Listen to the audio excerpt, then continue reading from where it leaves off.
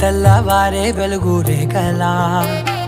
పచ్చ పచ్చ పచ్చి మట్టి బొమ్మలా అల్లి బిల్లి వెన్న పాల నురగలా అచ్చ తెలుగు ఇంటి పూల కొమ్మలా దేవదేవుడే పంపగా ఇలా దేవతే మా ఇంట అడుగే పెట్టెనంట బ్రహ్మ కళ్ళలో కాంతులే మా అమ్మలా మా కోసం మళ్ళీ లాలి పాడేనంట.